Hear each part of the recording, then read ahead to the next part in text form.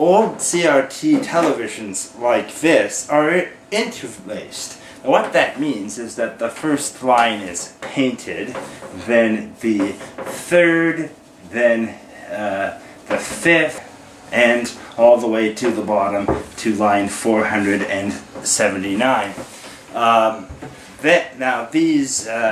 the image that's painted on the glass stays there for long enough that the gun or the can go up to the, or the brush can go up to the top of the TV and paint line 2, 4, 6 all the way down to 480. Now that number may sound familiar to you because this television resolution is also known as 480i, which is the resolution of DVDs. In Progressive Scan, you end up painting the first line, the second, the third, the fourth, all the way to line 480.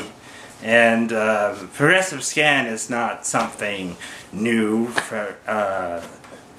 It's been around for a while. The PS2 can do Progressive Scan, and all computer monitors, this is a television, but all computer monitor CRTs can also do Progressive Scan, and that's what they do by default.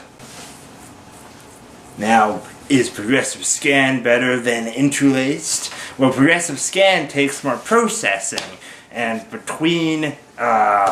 and so it's harder for older game consoles like the Nintendo 64 and PlayStation 1 to handle, but new consoles can handle it just fine. Besides the interlaced Twitter, there isn't a huge difference between the two formats.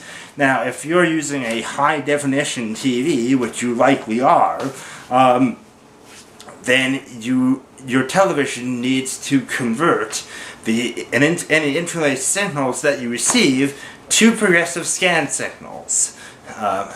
And there's no way that you can magically convert an interlaced signal to a Progressive Scan signal, because they're different. They're completely different. If you take an interlaced, or the reverse for that matter, if you take an interlaced signal and play it as is on a Progressive Scan signal, well, guess what will happen?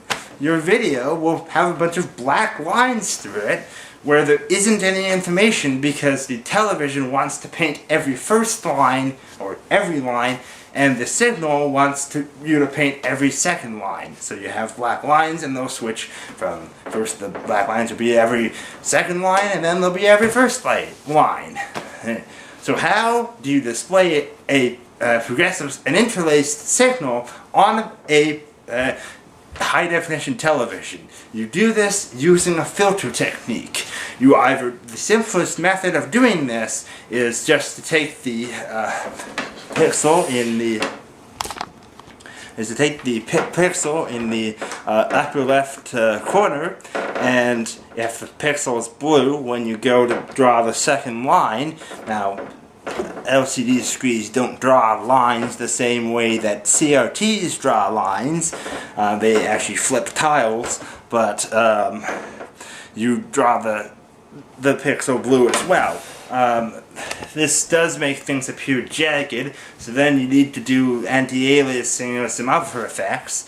There are many ways to do it, and it becomes very complicated, but basically you have to filter things out. Now, this and upscaling, which is a different process, taking a 40i image and making it large enough to fit a 1080p display, is what does cause some issues with video games on high-definition televisions. Also, no matter how you take an interlaced signal and convert it to a Progressive Scan signal, there'll be distortions in the image, and so which is also why a progressive scan signal looks better on a high definition TV than a interlaced TV.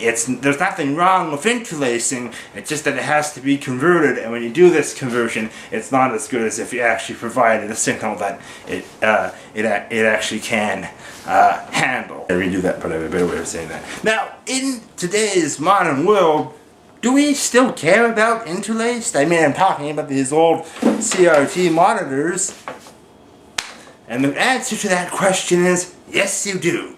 And if you use an antenna to receive television here in Canada, where I live, or in the States, then the most television over-the-air channels are broadcasting at a maximum of 1080i.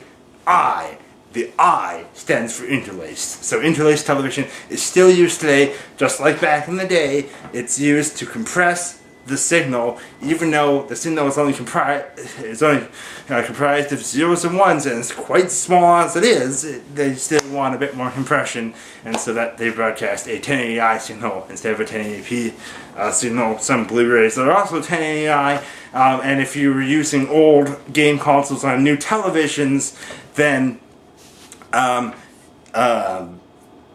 you're going to also need to use interlace games. Also, some games do little like hacky kind of things and try and take advantage of interlacing, and so they don't actually display properly on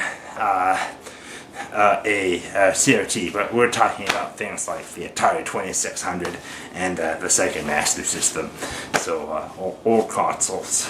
Now I mentioned that high definition television over the air. You're probably thinking, yeah, I have cable. Well, if you have cable, then unfortunately there's only so much space in a cable channel. Every over-the-air channel, they're all going through you and me right now. The free over-the-air channels are going through us all, and they're coming from different sources. So each one of the channels is 1080i. There's only so much room. There's only so much room on the cable. Now, this is actually the power cord for the TV. This one isn't hooked up.